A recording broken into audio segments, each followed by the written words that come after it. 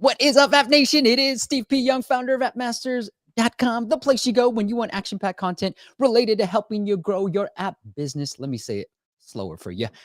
Related to helping you grow your app business, including those downloads and, more importantly, those revenues. And today we're going to talk about the infrastructure that you need before you start considering any type of scale. And it's going to give you the details that you need to sure what is the most best performing channel. It's not always based on cost per acquisition. It could be more like ROI based channels, and give you everything you need to make sure you scale properly.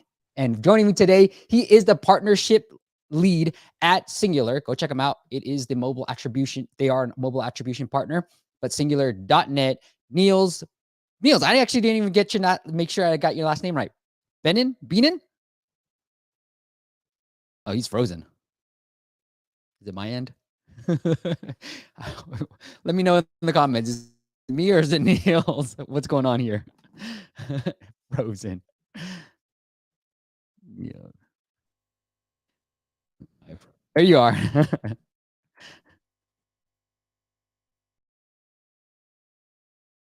Niels, can you hear me? Okay. He's frozen. Okay, you're frozen. All right, that's good. Niels, you there? All right. Well, let me. Okay. Here is singular.net, and we're going to go through a lot. What is the best performing ROI channels? I'm going to break that down, where to start with your UA campaigns, and then how to deal with some of the economic downturns that are happening today. So it is singular.net. And then let's see if Niels catches up. Your connection's great, Angelina. Okay, good. Thank you, Angelina.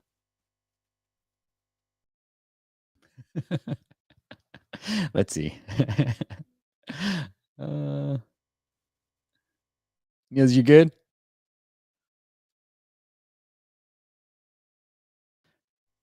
All right. While we wait for Niels, just for those who aren't familiar with MMPs, it's mobile measurement.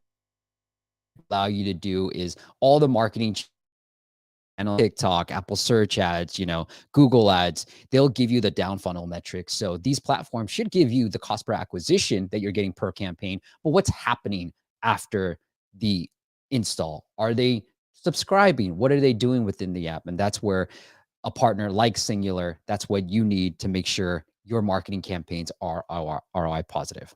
All right. Niels, do I have you? Niels Beenen joined. There you go.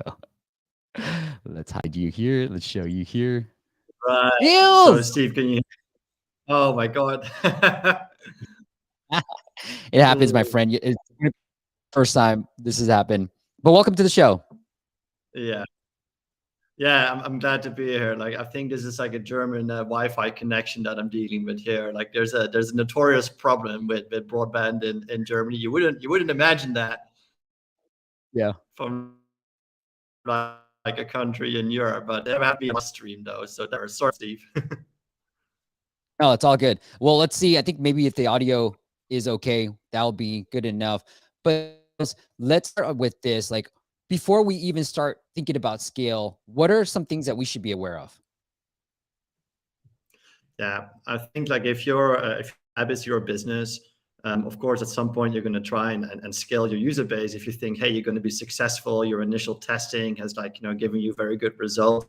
And of course, like you're going to be in an arena, you're going to be competing with like so many other businesses that want to promote their app that are after the same users within your same vertical, right? So there's tons of things that already there that you need to consider.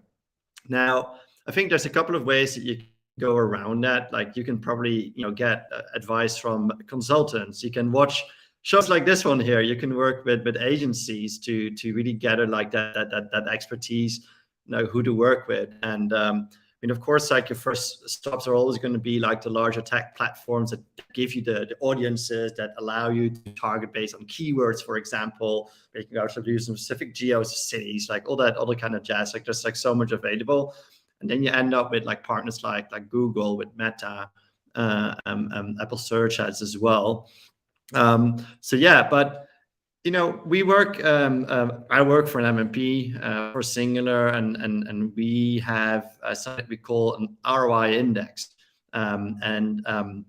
what the ROI index basically tells you is, hey, what channels that we work with and that we gather data on are actually driving the best outcomes, and that allows you to kind of skip working with some of the more, say, rogue partners that could be active in the industry. Now, me myself, I'm like in this industry for like 15 years, and when I started out, I was working with traditional media agencies where you're booking campaigns, and you could see like, hey, like where are my ads running, where are my creatives running, who am I targeting, et cetera, et cetera. But what you had with the rise of mobile is that you had a lot of actors coming that were not transparent where your ads were running, that were not transparent with the channels we were running at, and that was, proven for some businesses to be like a big pitfall. And that is something that you need to be aware. It's like, first of all, work with known players, do your research, what kind of ROI they can bring.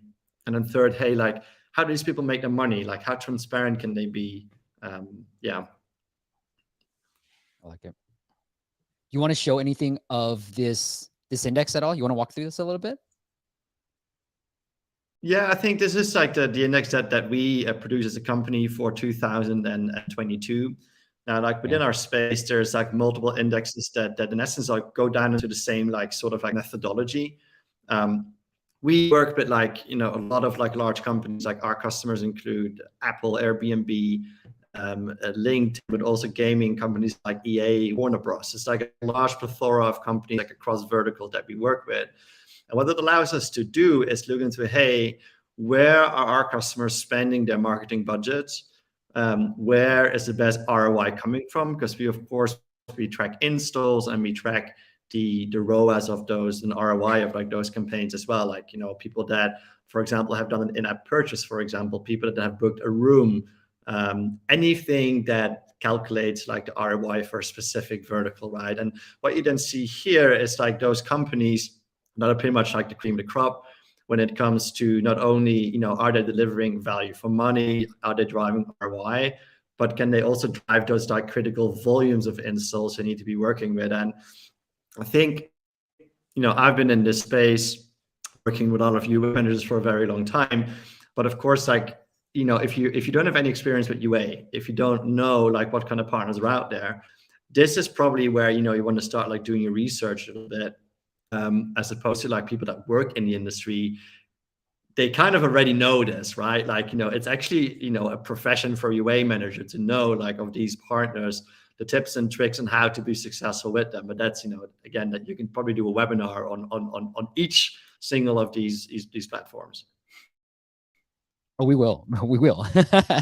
Hey, like we were just at App Promotion Summit, and a lot of the talk was, there's a lot of agency owners that I'm in touch with, and they were kind of sharing thoughts about like a lot of people are moving away from Facebook and Meta and Instagram to TikTok. So are there, there's an interesting slide here that I would love to go into, like what changed here from like top rankings, top most, and then, you can see like Apple went from 11 down here to number 3 up here. What is this slide sharing?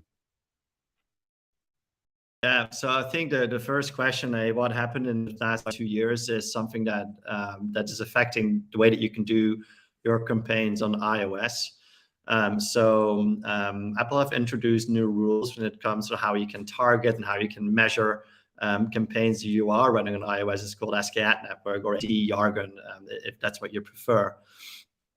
Basically what it says is like, hey, like you can no longer like target users based on their IDFA, so it's like your unique like device identifier, unless you get like specified consent from that specific user. But like in roughly 75% of the cases, like, and that depends on geo, you don't get that. Now, what Apple in that way have done, they've got in essence done two things. They've really taken away the kind of like, golden grail that a platform like Meta has.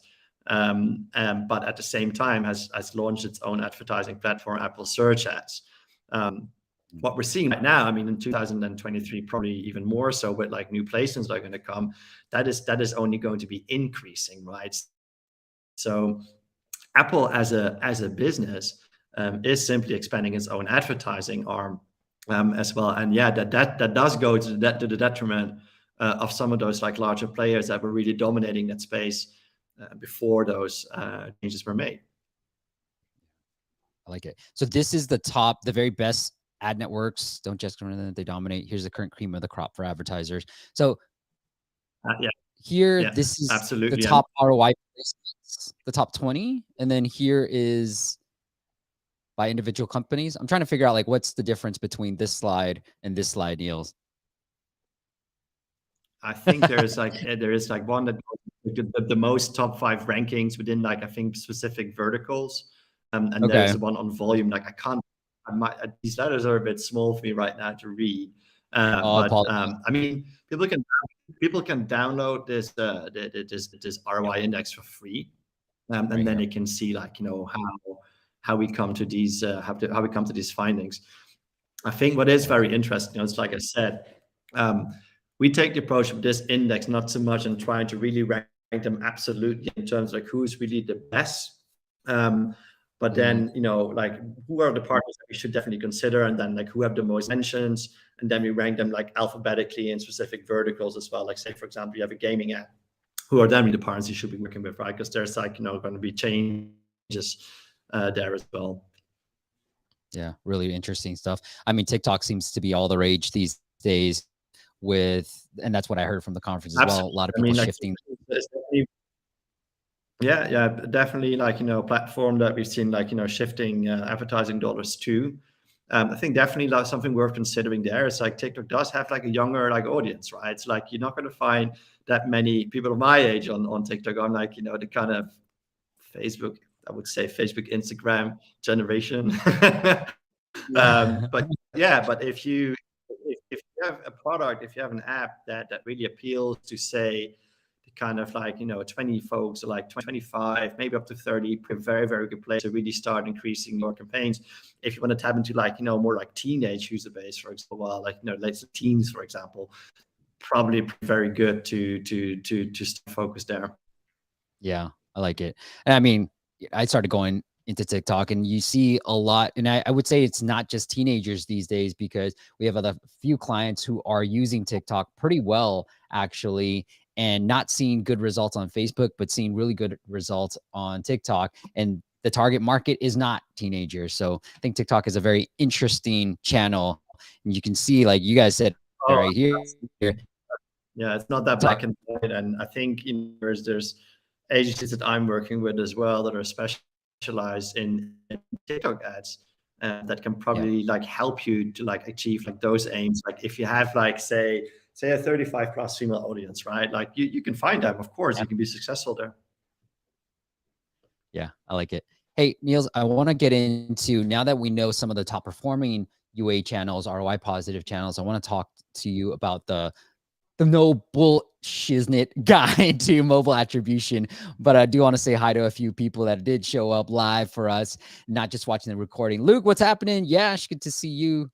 Zynga, so Mari, I think I said your name right. We're going to take a look at his app as well. Ram, Angelina's here. And then, and then Ricardo's here as well. Cool. All right. So Niels, we know maybe TikTok, Apple search ads, Google ads, look at that singular ROI platform. Now it's going to be different for all types of apps. But when you talk about like just getting started with mobile attribution, what does that mean? And how easy is it to get started?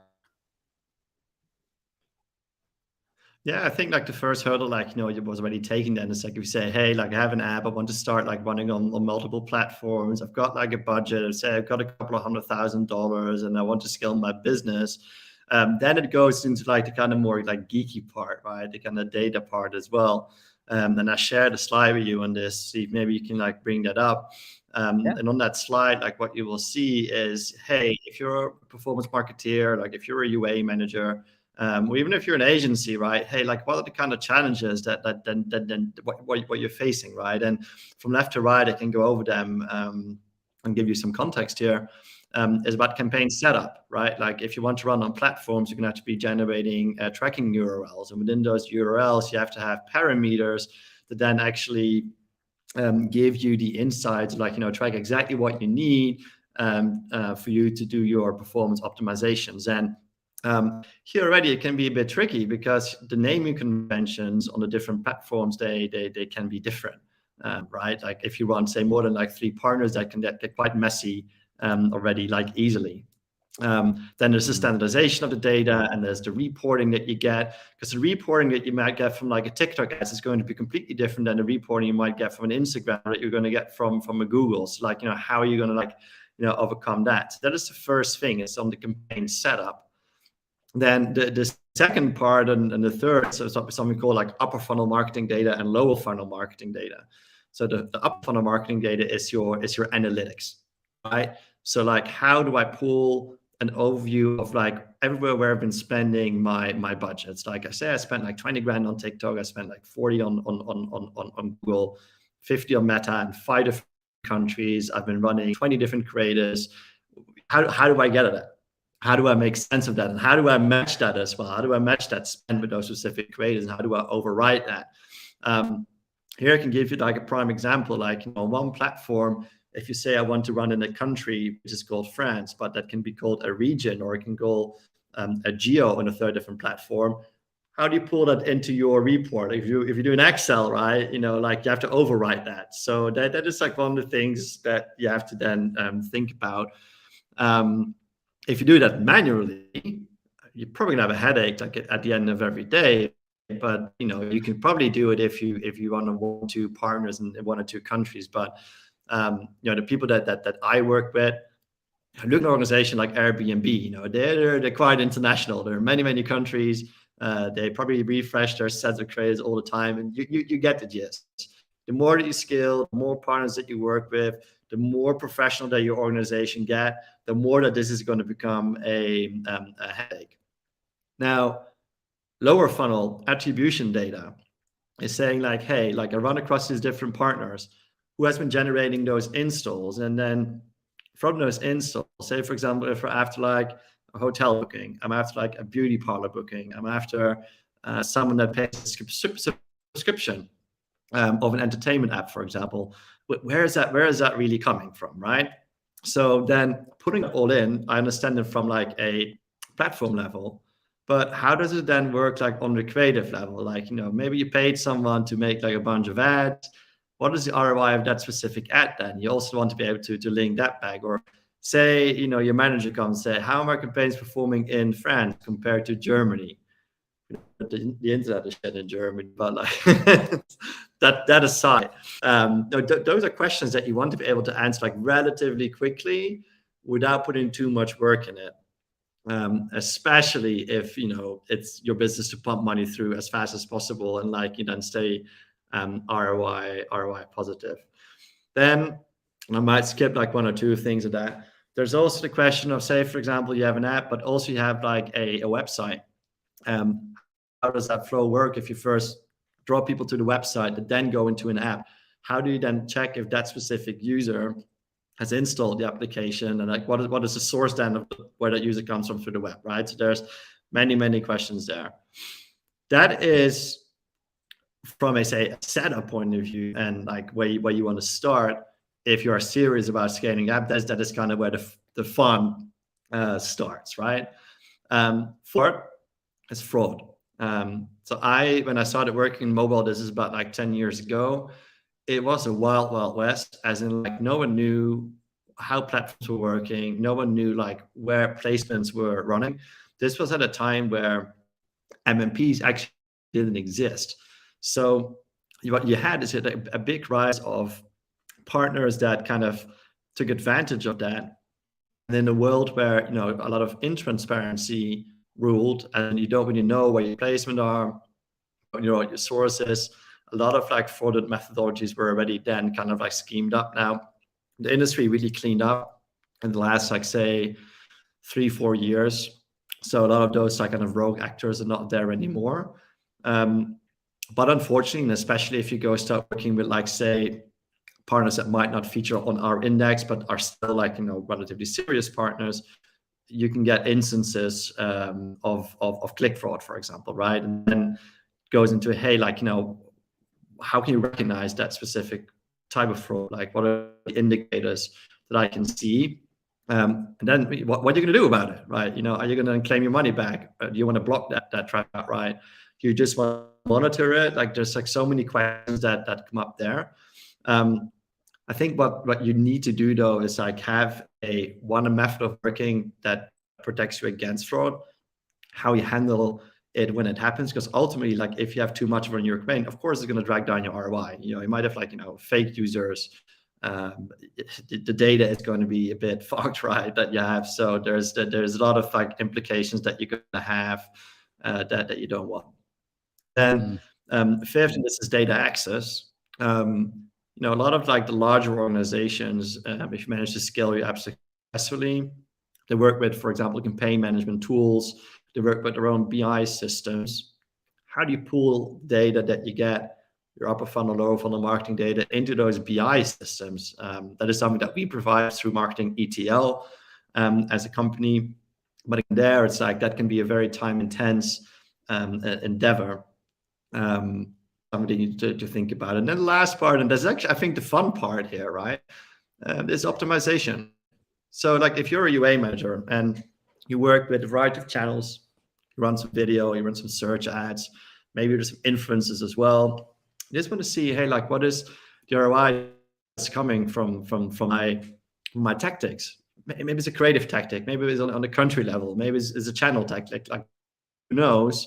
But what is driving those installs, was driving like the ROI? But if you have a good overview of that upper and lower funnel marketing data, this is where it becomes a bit easier, and then you can actually focus on growing your business. You can focus on testing new channels. You can focus on testing new countries, for example. But yeah, this is what you need to think about all the way at the start.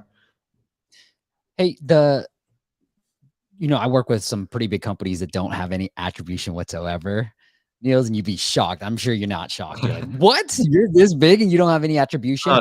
How easy is it? So I'm thinking of the developer that's in the audience right now being like, okay, I'm ready to scale. We're getting some revenues. I've been running some search ads so I can see the install data. I'm testing out TikTok ads. I'm talking to the developer that's probably spending anywhere from $3,000 to $5,000 a month. How easy is it? I'm talking to the founder, right? May not have development knowledge. How easy is it to integrate everything within Singular and then make sure it's talking to Apple properly? Yeah, I mean, like it does demand an SDK integration if you want to do attribution. We have a company, it's like it's a program that's really tailored towards like these kind of companies. Like I would say they have to spend a little bit more than the $5,000. But like if you look at a company that spends say between $200,000-$300,000 a year on their performance marketing, we can provide them with those tools. So yeah, it is an SDK integration. But then in terms of say like putting the upper funnel marketing data, this is something that we do with data connectors. So that's simply like them clicking in the dashboard, hey, I want to run on search ads, for example, and then we can set it up, automatically generate those tracking URLs. Fraud prevention is then included in the package.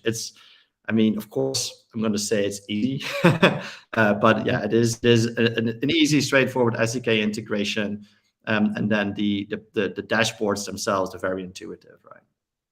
Is it, so you said you should be spending, would you throw a number like $10,000 a month, or then? I would say it's like around probably like more like 15K a month. Like that is where like we can really start working.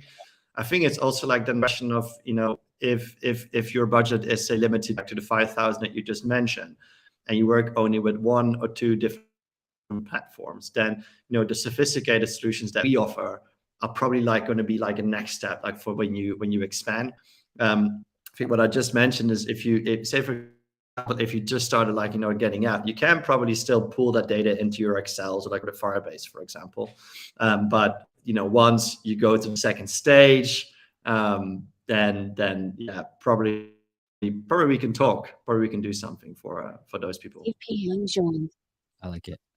Somebody else joined. That's weird. Okay.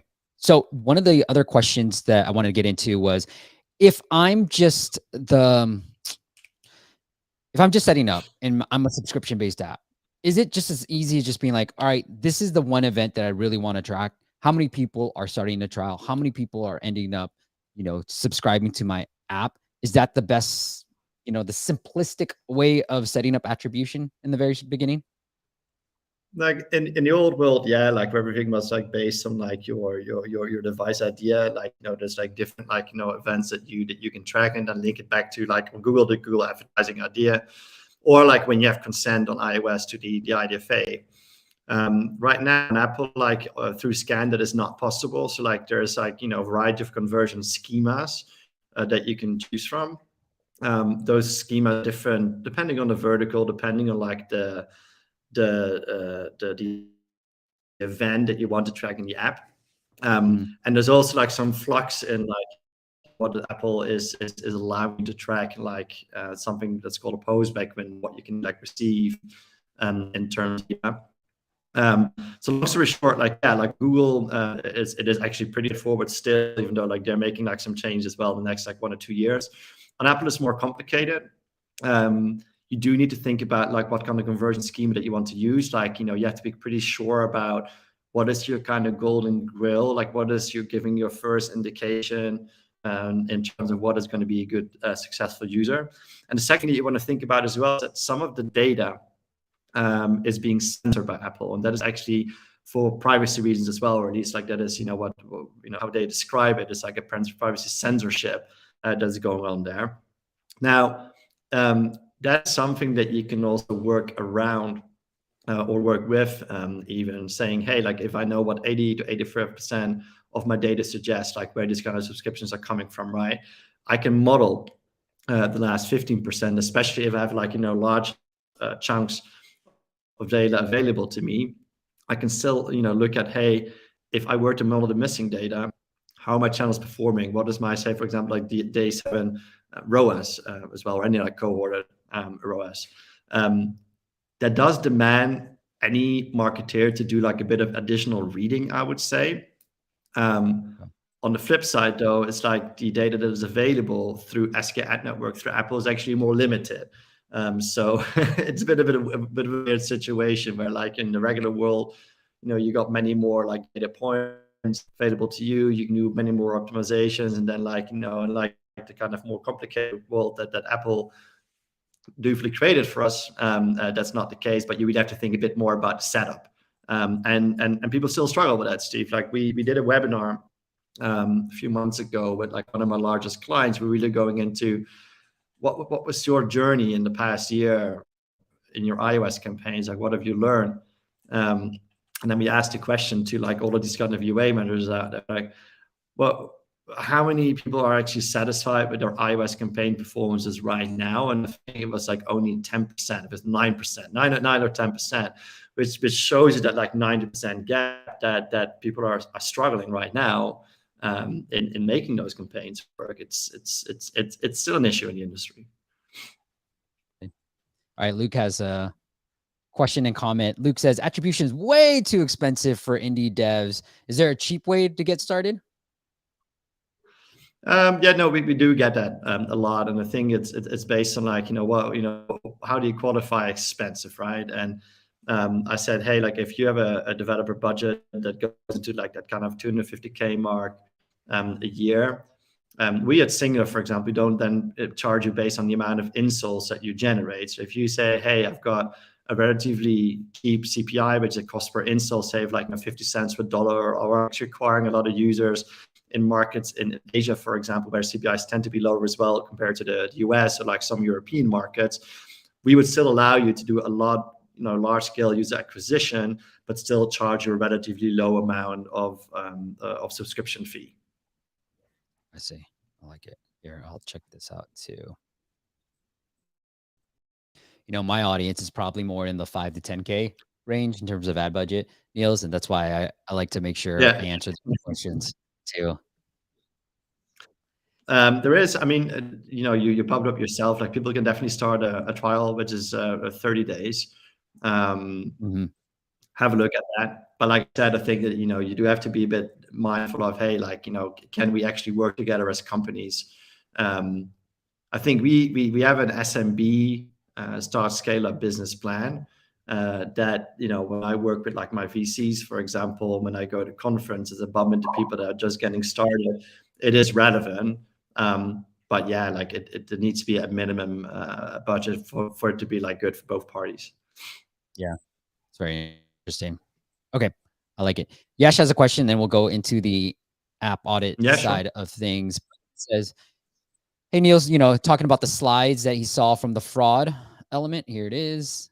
Talk to me about attribution windows. Is that something that what can we do to prevent fraud? Is it the attribution window that we should really be caring about?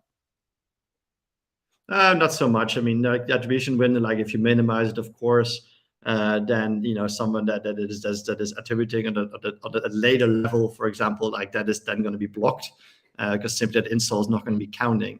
But it's not the attribution window itself that is the problem. It's like there's so many different types of ad fraud out there that you want to be able to block outright, because it's like a much better place to start looking into your attribution windows themselves.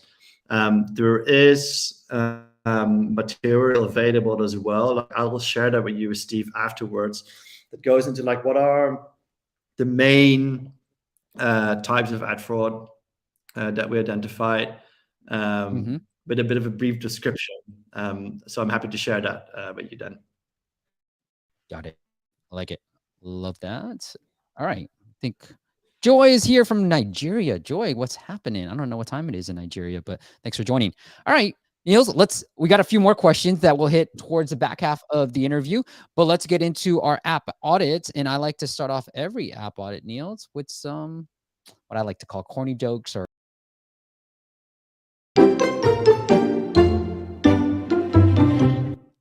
All right, Niels, you're the guest. Do you want to start off or do you want me to go first? Oh, you go first. Like, I've been living in Germany for 10 years. I kind of lost my sense of humor, Steve. So.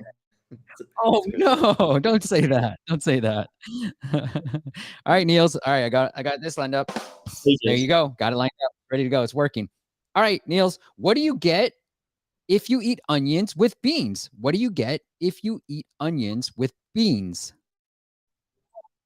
Ooh, I don't know. Good digestion. Tear gas. Woo! All right, Niels, you got one or? I know, Steve. I'm very bad. You go. Oh, we're going to play for something. All right. Well, Ricardo maybe will have one for us in the comments too. And then Ali is here. Ali, we got to get together. All right. So if you guys want us to take a look at your app, just go to appmasters.com/audit, appmasters.com/audit. You can sign up and we'll feature you on a future live stream. Or if you want to sit down for an hour with me, you can do that on that website as well. And then the first app we've got, and he's in the comments, I believe. Let me pull up the email. Yeah, Damari has this app, Zynga. So if you guys are looking for a business partner, Zynga, then this is what this app does. All right, Niels, anything from this app store presence that you want to kind of help Damari with? So his question was, let me just get to his question. How can it be more helpful for users? Is it easy to use? And then how can I make more money from the app? Like everybody wants to know about that. Zynga. All right, he said, just want to let you know it's called Zynga. Okay. All right, Niels, you want to kick it off? Zynga. Yeah, no, I think I like this. It looks really cool. Like there, it reminds me of like something that I've seen. It's like kind of a Tinder sort of swiping thing for finding business partners as well. I'm not sure if this is the same. Like I haven't looked into the specific app itself, but I think it looks great. I am not like like an ASO expert, like, but this for me looks very clear in terms of, hey, like what are you looking to achieve? What is it? The ratings are good. If you scroll back, it's always a good sign as well, right, Steve? So yeah, no, it's been great. Yeah. I mean, from an ASO perspective, I don't know if somebody's actually looking for stuff like this. So it is, for me, we have a client that's very much similar in this space where I'm like, look, man, it's going to be paid UA. Like we have to have paid UA. And Niels, I've been thinking about this a lot lately. Like if I had to choose between like really solid ASO, exceptional things that we do versus okay ASO and big UA, I would pick that versus solid ASO and no UA, right? Like amazing ASO and no UA. I wouldn't. So like I have a slide and I've been thinking about this a little bit more because especially when there's no search volume. Nobody's really looking for a business partner, and people are looking for exactly. entrepreneur. And But this is, you like hit the nail on the head there. It's like in terms of your UA, there's probably like, you know, platforms where you can target like these kind of people like easily, like you know, LinkedIn, for example, right? Like that we have one. Like, you know, where are people that have shown like specific interest in entrepreneurship, for example, right? Like in a specific country, and there you go. Then you kind of narrow it down already and guide them to your store. I also wouldn't think, again, I'm not a performance marketing manager. I wouldn't think that, like, you know, someone that is looking for a business partner, the first, you know, thing would be like, hey, like, let's look in the app store, like, to find one. I think there's other places people would start looking first. Agreed. I picked out these apps because I thought they would be best fit for Singular as well. And I think because I picked this out, I was like, look, you have to be relying on UA in some type of mechanism. Absolutely. And when you need some attribution to figure out which channels are performing the best for you. Yeah. Let's take a look at the app, and then maybe we give some feedback there. I'll need to hide everything. All right, here we go. Zynga. Let's take a look at Zynga. I have to send up a lot of stuff. Great way. We've actually found that if you just ask for these push notifications like this, it's probably the best way of doing it. So good job, Damari. I will sign up. Here's my email.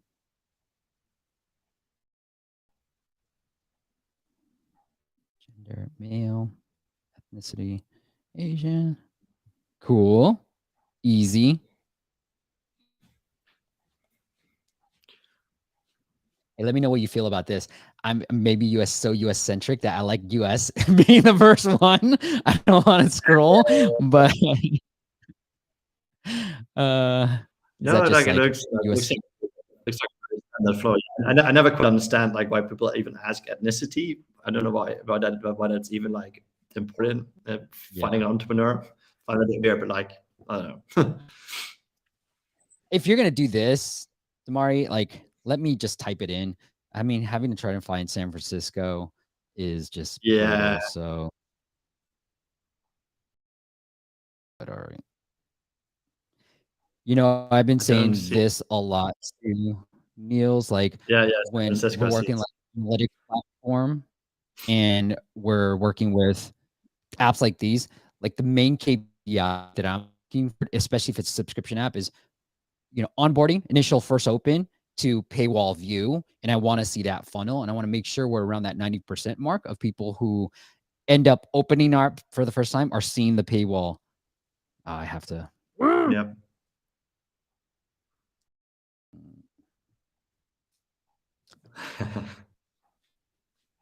Good enough. Yep. Not getting any swipes with these, huh, Niels? No swipes. All right. Loads of swipes, Steve. You own a website? Yes, you do. All right. Let's see. Invest any money? Are you looking or willing to invest any money? No. About you. Let's start. I think what I'm missing here is like a very simple like link to your link to your LinkedIn profile, right? Like, why don't you, like, you know, scrape all the data from there and then populate fields already? I mean, was there a LinkedIn connect button or something? There wasn't, right? No, it's all Facebook. That is kind of, I mean, like, I'm not a lazy person. I think there's loads of information available that you can probably scrape, but anywho.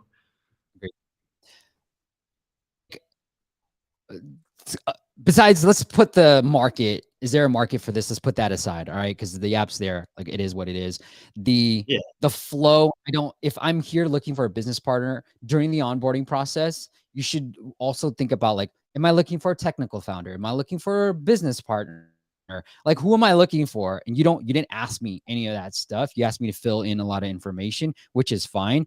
But I think what's more interesting is what are the types of people that I'm looking for? What types of business am I looking to start?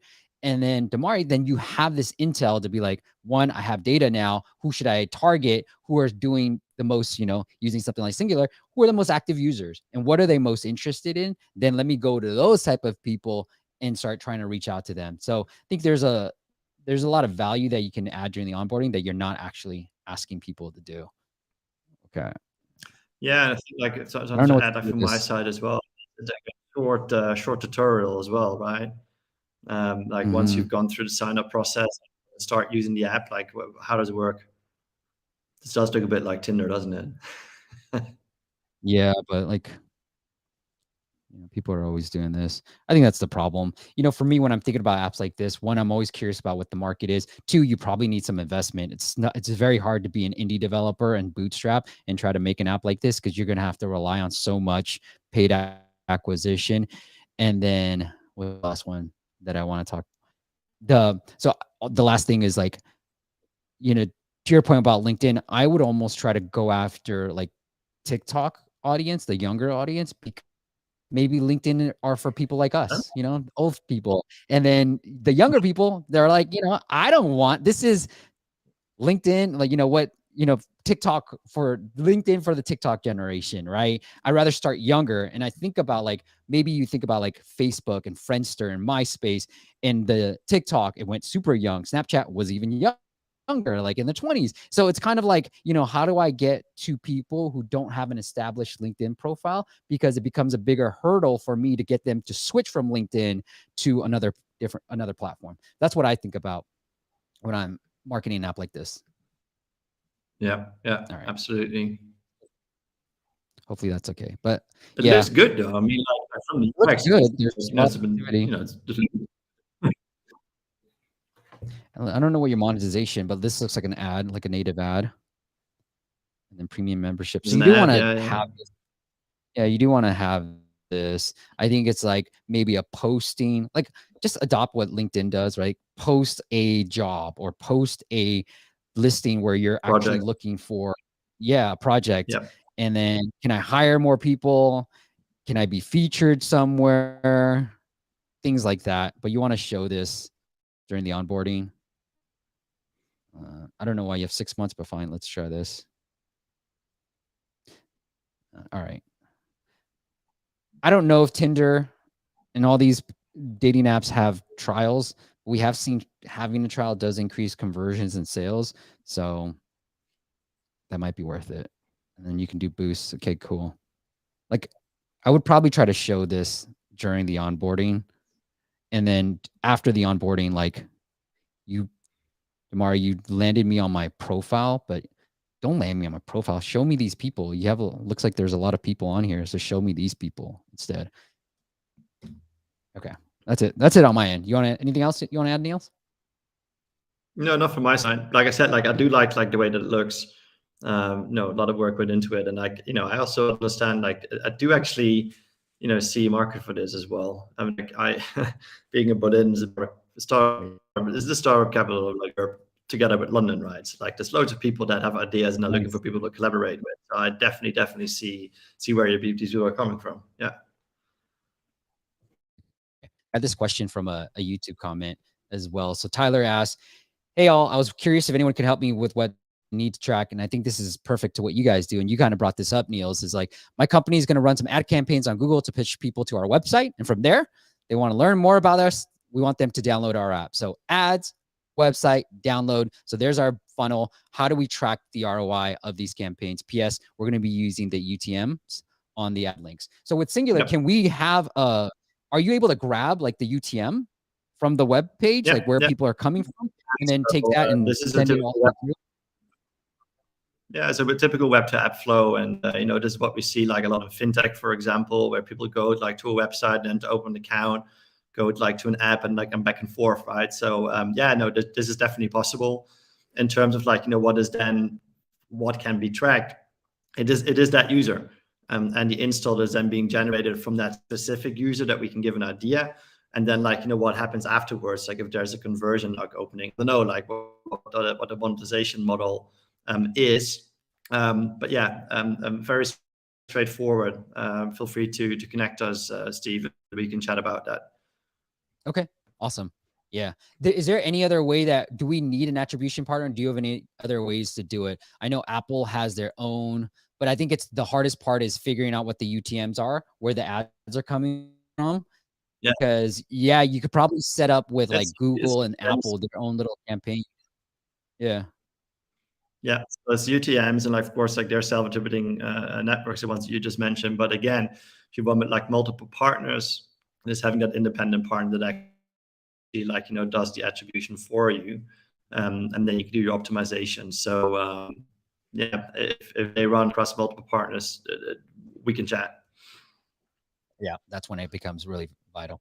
All right, well, Damari said to look at some other tabs, so I kind of give him a shout out. So here, looking for some stuff here, and then here's some projects here, and then notifications, and then some cool learning stuff. So I think, me personally, I didn't know what these icons were, and I'm sure you had this tutorial in the very beginning that I passed through, but I might change the icons around a little bit, and definitely don't land me on that main user. Like if you're seeing more activity in some of these other tabs, maybe that's the first page that you want users to land on after they finish up signing up.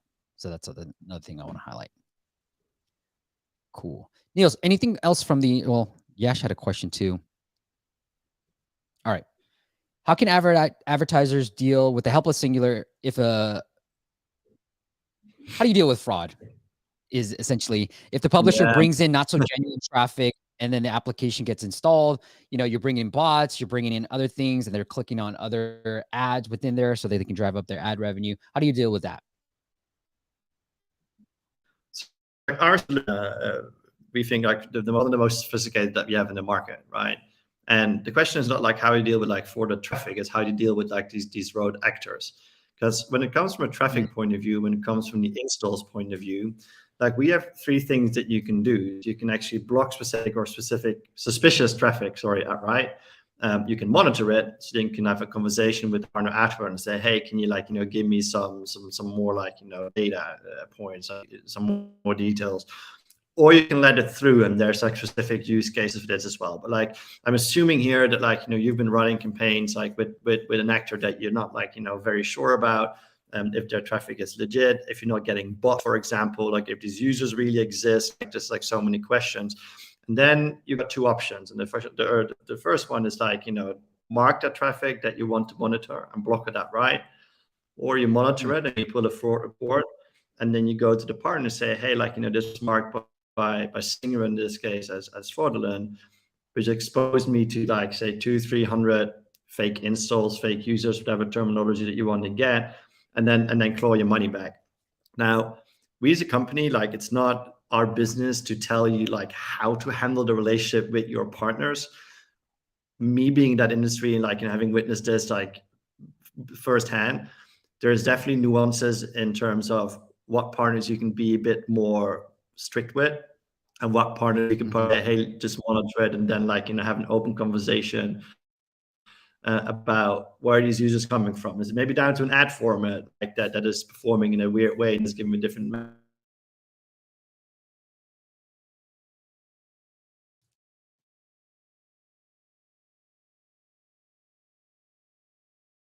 Niels Beenen joined. Oh, Niels. Okay, I got to put you right here. Okay, hide this one.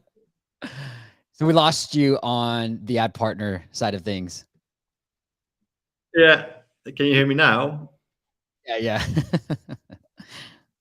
Okay. Yeah. Sorry about that, Steve. It's still my internet connection. So yeah, maybe to then go back, 2 options. I think if you can block something outright, or if you can monitor something and then negotiate with that partner, look at the relationship that you have with that specific partner first, and look at like, how well do you understand where those users are coming from, where the traffic is being generated.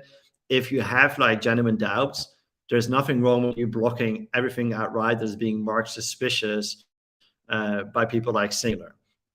If you work with more trusted partners where we have a very low instance, for example, of ad fraud, it can also be that something gets like flagged, although it is legitimate traffic. Like there is no 100% bulletproof solution to that in the industry yet.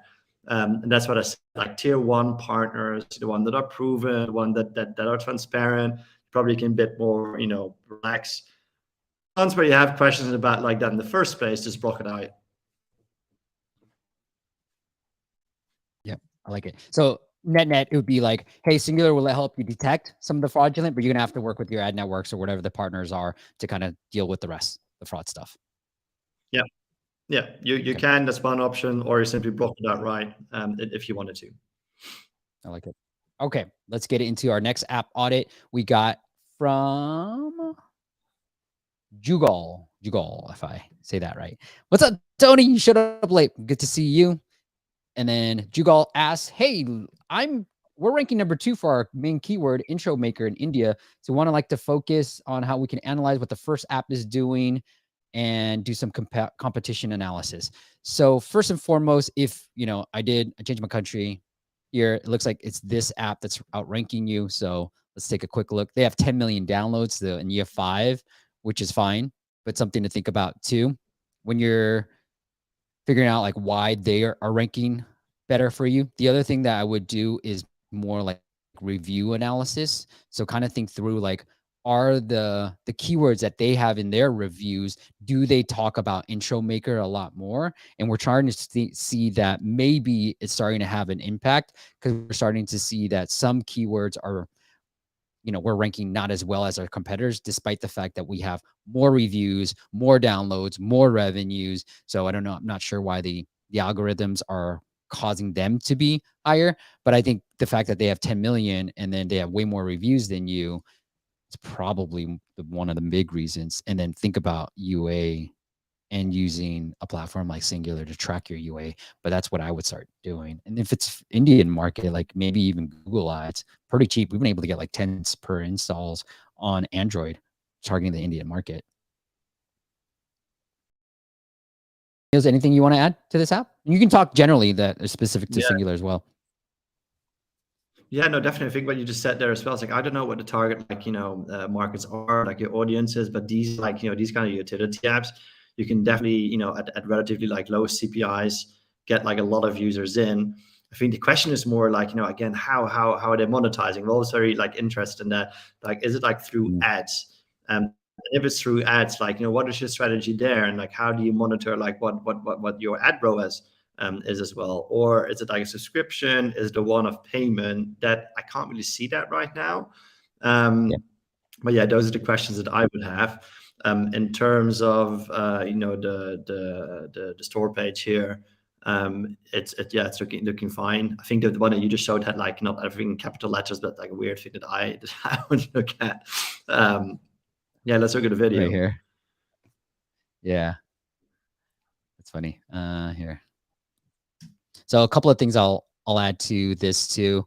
Okay, they are starting to do. We started doing more video optimization, YouTube optimization. So I like this. It has intro maker. I think your title is a little bit too spammy in my eye.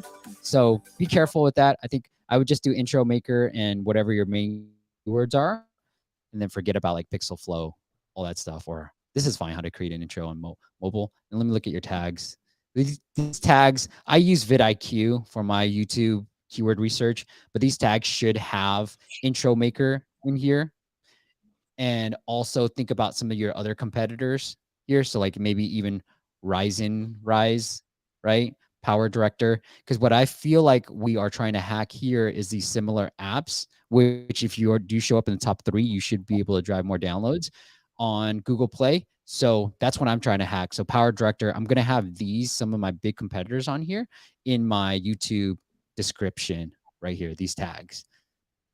So, and the last thing I'll say from you is if you look at your competitor, they have intro maker in the left. Now, what we know from Google SEO, you want your best keywords to the left. As you can see, Singular does it here. I'm going to pick on you, Niels, but mobile attribution, right? That's what they said in the very beginning. So same thing for Google Play ASO. You want to put your main keywords at the beginning, and then you maybe even testing your developer ID and having intro maker in your developer ID too. Because unlike Apple, Google's pretty easy to change this developer ID and start testing that. Now be careful. I've heard other people say, change my developer ID and it actually hurt. So test one thing at a time, see if it makes difference, and then, change as you go. So step-by-step process.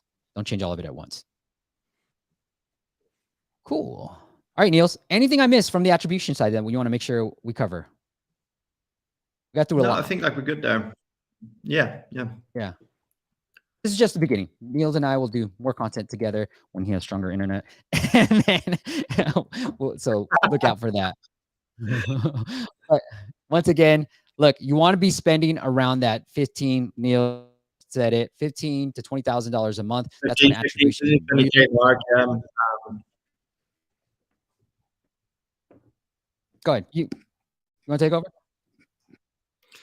No, like right at the 15 to 20K mark, like what you could be spending, and like, very curious, very interested to speak to like, those companies that are there. We can probably then run you through, hey, like, what does it give you, and how does it really help to scale your business? I think what for us, is like, a massive selling point. Like you just go into creators right now. It's like, hey, like if you have like, videos that you're running, banners that you're running, what is actually the ROI you're getting like on those banners? And like, if you stop there, Steve, like we see in the bottom, for example, it's like, all of the various platforms and campaigns that you're running that specific like creative in. So it's all about like the speed that allows you to like tap into like your ROI, that the speed at which you can make those optimization decisions that we can help with. And like I said, we have packages that really are for SMB. So feel free to reach out.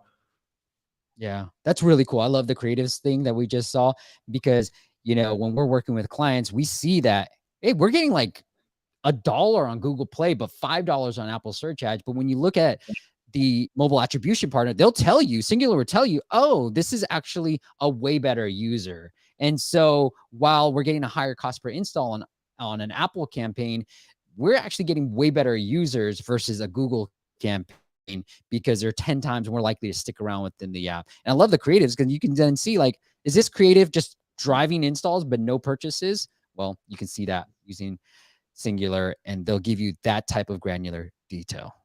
All right. Once again, it's singular.net. Or if you want to reach out to Niels, his LinkedIn is linked up into the show notes as well. But Niels, anything else you want to say before we say goodbye? No, not from my side. I think, well, great being here, Steve. And like, just like looking at like these people developing like this, like, variety of apps. Like, this is what I like about my job, actually. Like these kind of conversations, ideas that come to life, and then like how we can help. So it's been great being here. Yeah, same. Look, guys, if you do nothing else, go to singular.net. Check out a lot of the content that they create. They have a webinar coming up as well. So just go check them out. They got tons of resources, and you can download the Singular ROI Index as well, that I've been sharing some of the slides, not all of it. So go check it out by going to singular.net. And next week, I'll be back. It's going to be a solo episode. We're going to take a look at a lot of the apps for you, because we have a long list. I want to get through that. So I'm just going to go through all the apps, and I'm going to share with you some of the new findings that we've been seeing on our end in terms of monetization. So it's going to be a solo episode, just you and I next week, but then we'll be back the following week with some guests. But Niels, thank you so much for coming on and doing this with me. Thank you, Steve. Have a good day. Thank you all for joining. Yash, thank you. Thanks for explaining, Niels. And then Tony, what's happening, Tony? Thank you, guys. All right, guys, have a great weekend. I'll see you next Friday. Bye.